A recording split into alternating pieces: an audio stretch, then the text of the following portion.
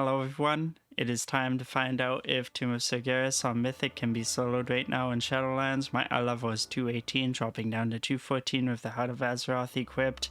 My stats are on screen. That out of the way, let us begin. Goroth, he did not pose any issues. He does have a knockback though. You can mitigate this knockback by using any wall, including the firewall that is behind him guarding his hole. Otherwise, you DPS him down, ignore all the mechanics and the ads. Now for the Demonic Inquisition, you will want to burst them right out the gate because you want to hit them with as much damage as you can before your buy fills up. Once your buy fills up, you will be using Confess, which will take you into a prison that has a Tormented Soul. You will want to DPS this Tormented Soul to make it spawn orbs, pick up about 4 orbs, and you can use your extra action button to leave and continue the fight. You continuously repeat this process until you kill them. When you use the Confess, there is a very small chance that you will bug out and get disconnected from the game. Now on to Harjatan, you want to burst him down. He will spawn ads and such during the fight. You don't need to worry about them. You can cleave them if you want. You want to kill him as fast as possible before the Jagged Aberrations stack up too high. These will start dealing damage just like any stacking dot mechanics in old content. As for when his energy bar hits 100, you don't really need to worry about this. It's kind of minor damage now. Moving on to Mistress Sassz'ine. Am I saying that correct? Probably not. Anyways, during the whole fight, you will want to avoid standing in the pools left by killing the eels that she spawns during the fight. They will reduce your hit chance considerably. You also want to avoid any of the red pools you see along the outer edges. This is because the red pools give an instant death mechanic. You don't want to touch it.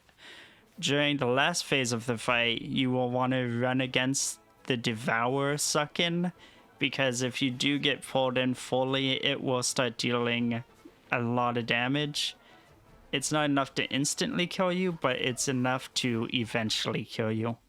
Sisters of the Moon. I did not find any real dangers to this fight, but there is a few things to consider. They have a healing debuff mechanic that if you just switch the sides of the moon that you are currently on, it will remove this debuff, as well as they will get absorption shields throughout the fight, meaning that they just have a higher DPS threshold before you actually kill them.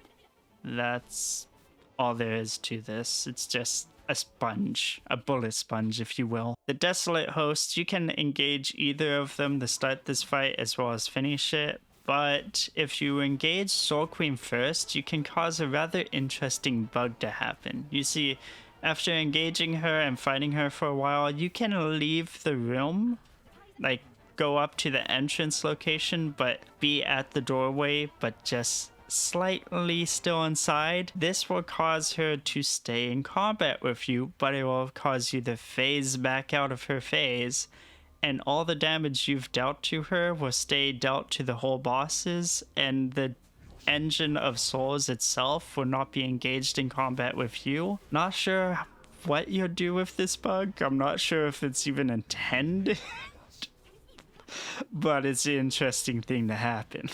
Other than that, there is no mechanics to worry about here. It's just kill this boss, it does no damage situation. But still, interesting bug.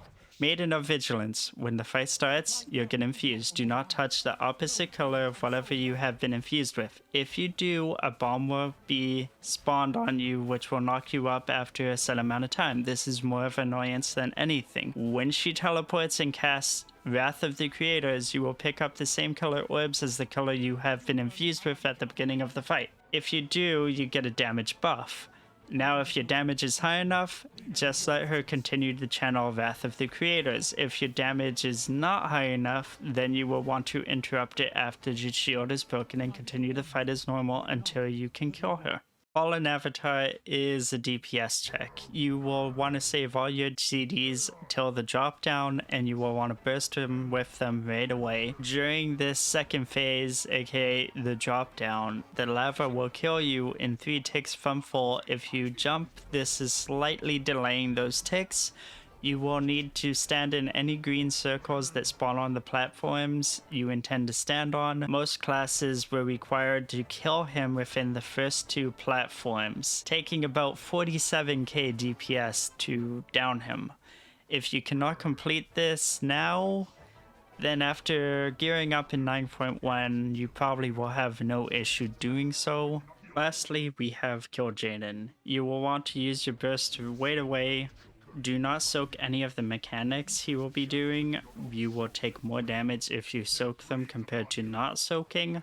During the intermission phase, when he is up in the air, you will see him casting Rupture Singularity. These are the purple orbs that drop down slowly from each corner. The cue of these spawning is the voice line, "Fall before your master." Do not go directly underneath them, but you will want to go against them, angling yourself toward the next orb that will be hitting the ground. These will continue to spawn for the rest of the fight. You will need some self-healing during this fight by any means. If you are going for Leech, you will need to make sure Kil'jaeden spawns an ad before he goes up into the intermission phase. You will want to top yourself up before going into the darkness phase. During the darkness phase, the orbs will come in a rotation that is starting from the top right corner going clockwise, so it will be top right, bottom left, top left, and then it will repeat with the top right again, continuing until the darkness phase is finished. While this is happening, you will want to find Illidan and kill all the shadows to make this phase finish. You cannot heal yourself until Illidan has been found. During darkness, if you mess up with the knockbacks, there's things like Soul Shape that you can do to keep yourself on the platform. Also to note, the orbs spawn in pairs of 2 during this phase, so it would be the top right, then bottom right, and then you have a few seconds to start searching for Illidan before it starts going the bottom left, top left. Last phase, don't get sucked into the rift and avoid getting hit by the beams cast by the obelisks that are spawned by Kil'jaeden. These beams go in a cross shape, going in the cardinal directions, so northeast, southwest. They do damage and they do a knockback. The only issue during this fight that is other than that is the Fellclaw debuff that Kil'jaeden implies. Some classes can avoid this debuff, others will need to kill him before it becomes a problem. I needed 1.1k HPS to survive this whole encounter. I would not recommend doing this until he can be more easily soloed and killed faster.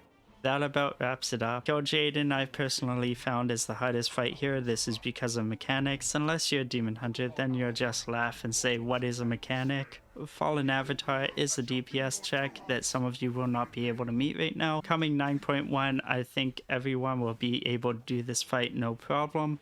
Also, demon hunters don't even have to worry about the DPS check because they can double jump and outleech the fire damage that is dealt to them. That said, Tomb of Sargeras can be fully soloed right now, but I would not recommend soloing Kil'jaeden at this time. I will see you guys in the next video.